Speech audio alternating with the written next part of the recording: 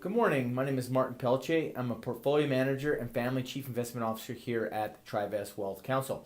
Today I'm going to provide a little brief snapshot of what's happening in the markets as we're getting a little bit of a sell-off today and the last couple of days to start off October in the fourth quarter, but more specifically zoom in on the bond market, which is creating a lot of cause for concern and where we think there are going to be some opportunities from that playing out. So beginning, overall markets are selling off all across the board. The FANG heavy S&P 500 is giving up some good part of its gains.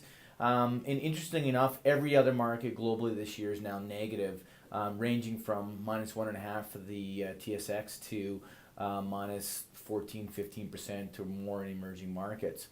Bond markets are selling off as much as 6% in some areas, depending on the duration of the holding of the portfolio and that side of things. But here in Canada, we're seeing bond markets sell off by as much as 3%. And that's primarily because there's a lot of worry about the Bank of Canada aggressively raising interest rates to match the Federal Reserve, which we think is absolutely ridiculous. And I'm going to highlight some points why we think that's the case. So, for example, we've seen the 5-year governments blow out from 0.55% to 2.5% almost.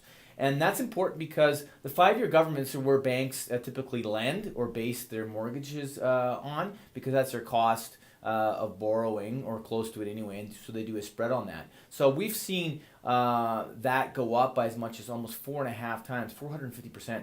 Some very, very large move in a short period of time. And that's primarily because the Bank of Canada has been very aggressive with their outlook, and they have a cult following per se that is aggressively lobbying for them to raise interest rates. Now, if you take a look at the impact on the mortgage market, very interesting. Saw a great chart by Stephen over at Better Dwelling today, and I put it on Twitter.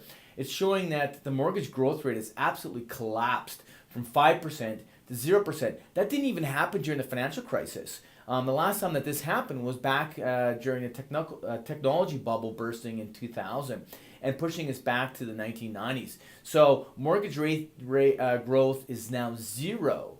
That's not surprising because you've had mortgage rates skyrocket based on the 5-year move, and housing prices not roll over, not impacted despite a huge increase in supply in both Toronto and Vancouver. And so not surprisingly, people have responded by not taking out mortgages. And that's important because for the Canadian economy, real estate is a major driver of our GDP growth historically over the last 5 years. And so sure, if you're taking a look at some of the recent numbers over the last couple of years, you can justify some rate hikes. But you want to be forward-looking, not backwards-looking, and that's what the market is, and that's what economists tend not to be. And so as a result, you're having we're not going to see as much economic growth from the real estate sector, which has been we add it through the entire economy, it could amount for up to 3/4 of our GDP growth. And if that doesn't materialize, what's going to happen to expectations when they don't become realized? Then the other large component of GDP is energy. And energy, the rebound off the energy shock of 2014, coincidentally when our new government got elected federally, a lot of that growth came from the rebound in the economy, came from the rebound in energy. And so, again, you want to look going forward, and what's the outlook? Well, here we are today. Canadian oil producers are trading flat this year to down slightly, whereas U.S. producers are up 15%. Why is that the case? Well, our heavy oil differential is the widest it's been in history. So despite oil being at $70 a barrel, we're only getting $42, $43 a barrel. And so that's going to impact the economics and work its way through the general economy. So perhaps the growth that we're going to see from energy isn't going to be there either. So no growth from energy. We're not a lot of growth there. Not a lot of growth coming from real estate.